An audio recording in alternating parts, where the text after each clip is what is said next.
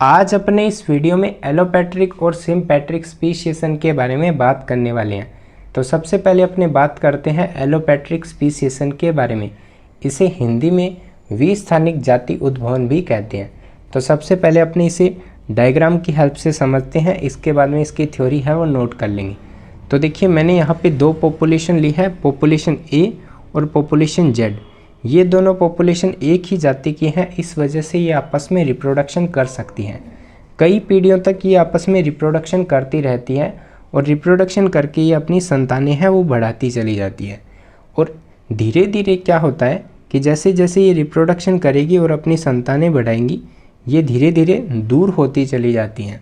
और एक स्थिति ऐसी आती है कि ये इतनी दूर हो जाती है कि आपस में रिप्रोडक्शन नहीं कर पाती, और रिप्रोडक्शन नहीं करने की वजह से इनके बीच में जो जीन फ्लो होता है वो भी रुक जाता है। अब ये इतनी दूर हो गई हैं कि आपस में रिप्रोडक्शन नहीं कर सकती, और दूर होने की वजह से इनके जो इन्वायरमेंट है वो भी चेंज हो गया, और यहाँ पे जीन फ्लो है वो भी रुक गया है। इस वजह से क्या होता है कि इनमें नए उत्परिवर्तन होते हैं, नए म्यूटेशन होंगे, इनके जीन की जो स्ट्रक्चर है उनमें कुछ चेंज आएंगे, और इनका जो फिजिकल है वो भी कुछ चेंज होगा। इस वजह से क्या होता है कि धीरे धीरे इनमें चेंजेस आते चले जाते हैं, और ये चेंजेस इतने ज़्यादा ग्रो हो जाते हैं कि ये जो पॉपुलेशन है, मतलब ये जो स्पीसीज है वो सब स्पीसीज में कन्वर्ट हो जाती है। इसी को अपने कहते हैं एलोपेट्रिक स्पीशिएशन, मतलब विस्थानिक जाति उद्भवन।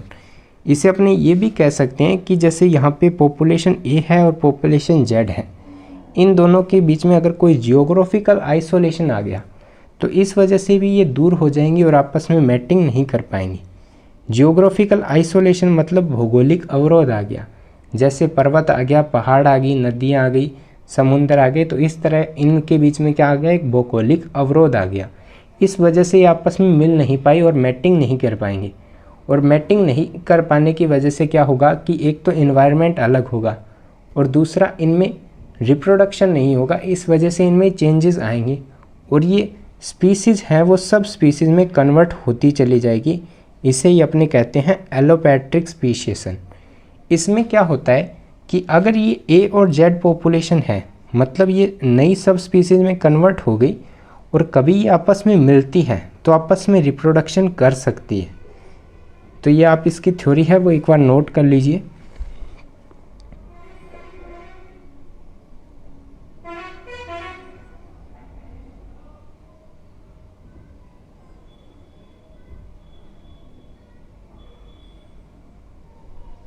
थ्योरी नोट करने के बाद में यहाँ पे इसका एक डायग्राम है, ये डायग्राम भी आप बना लीजिए।